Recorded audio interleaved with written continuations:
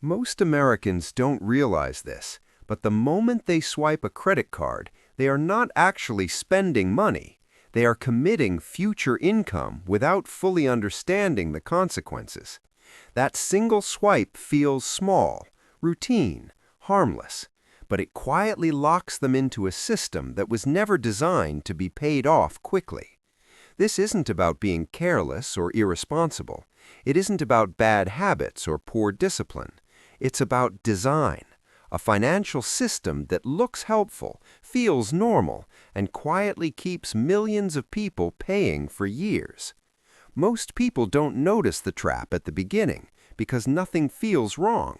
But by the time the pressure becomes real, the balance is already large enough to block any easy way out. That's what makes this system so powerful, and that's what makes it a trap. Credit cards did not begin as a trap. They were introduced as convenience, a simple idea. Buy now, pay later, no cash, no friction. For a while, that idea worked. Then the system evolved. Rewards were added, cashback, points, miles. Suddenly, spending didn't just feel easy, it felt smart, responsible even. People were no longer just buying things, they were earning something back. What most people don't realize is that credit cards don't actually sell money, they sell comfort. Comfort today in exchange for stress tomorrow. And humans are wired to choose comfort, especially when life already feels expensive, unstable, and unpredictable. Banks understand this psychology better than anyone. The entire system is engineered around it. One of the most dangerous features of a credit card is something that sounds completely harmless, the minimum payment. It feels like relief, like help, like flexibility. But the minimum payment is not help, it's a leash. It keeps you close enough to keep paying, but far enough that you never truly escape. When someone pays only the minimum, a balance that could have been cleared in months stretches into years, sometimes decades. Interest doesn't feel aggressive because it doesn't attack all at once. It drains slowly, silently, month after month. People feel like they're staying afloat, but in reality, they're barely moving forward while time does the damage. Most people believe banks want customers to fail. That's not true. Defaults are messy. They're unpredictable. They create losses. What banks really want is something far more profitable. Customers who are barely staying afloat. People who keep paying, keep carrying balances, keep generating interest. Someone who carries debt for 10 or 15 years is far more valuable to the system than someone who aggressively clears everything in 6 months. The system doesn't break when people struggle. It becomes more profitable. And that's an uncomfortable truth most people never hear. There's also a major misconception about where credit card debt actually comes from. Many people assume it's caused by luxury spending, vacations, shopping sprees, unnecessary indulgences. But that's not the reality for most Americans.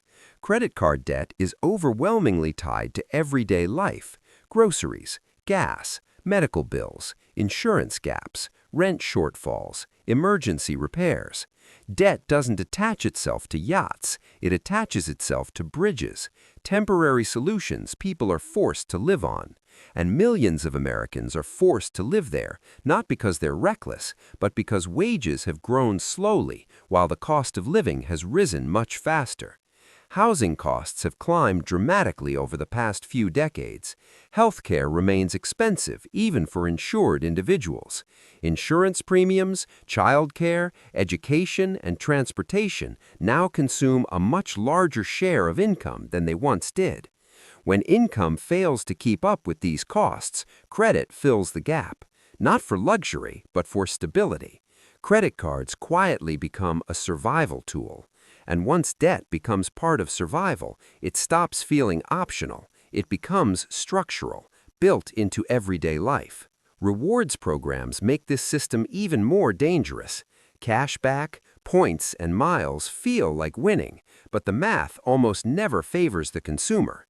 Earning 2% back while paying 20% interest is not a reward, it's a loss disguised as a benefit. Rewards exist to encourage spending, not saving. Every swipe feeds the system.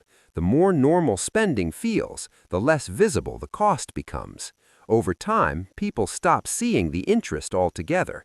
They only see convenience, and convenience is expensive when it's financed. Another reason this trap is so effective is timing. Credit cards delay pain. You get the benefit immediately, and the cost arrives later. Humans are terrible at evaluating delayed consequences. When the bill arrives weeks later, the emotional connection to the purchase is gone. That disconnect makes spending feel smaller than it actually is. Over time, those disconnected decisions stack up, and when interest enters the picture, the past starts charging rent on your future.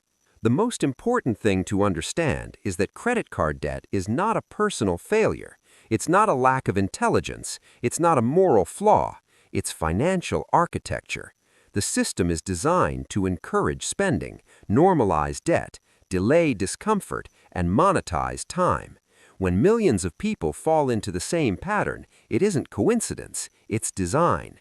And once you understand that design, something powerful happens. Shame begins to disappear. You stop blaming yourself, and you start questioning the system instead. The most dangerous moment doesn't come when debt first begins. It comes when debt stops feeling dangerous, when balances stop shocking you, when interest feels inevitable, when financial stress becomes background noise in everyday life. That's when the trap tightens, not loudly, but quietly. And that's why awareness matters. Understanding what's happening doesn't magically erase debt, but it restores control. It turns reaction into intention. This system doesn't need people to fail. It just needs them to keep paying, month after month, year after year, quietly, reliably. That's how it wins, and that's why credit cards aren't neutral tools. They're not evil by nature, and debt itself isn't always bad. But the way this system is designed is not neutral. It has incentives, and those incentives don't prioritize your financial freedom. If this explanation made you uncomfortable, that's a good thing. Comfort is how this system wins. Discomfort creates awareness, and awareness is the first step toward better financial decisions, both individually and collectively. This channel exists to explain money, debt, and economic systems clearly, without hype and without sugarcoating. If that's something you value, consider subscribing. Because once you see how the system works, it becomes much harder for it to quietly work against you. That's the credit card trap.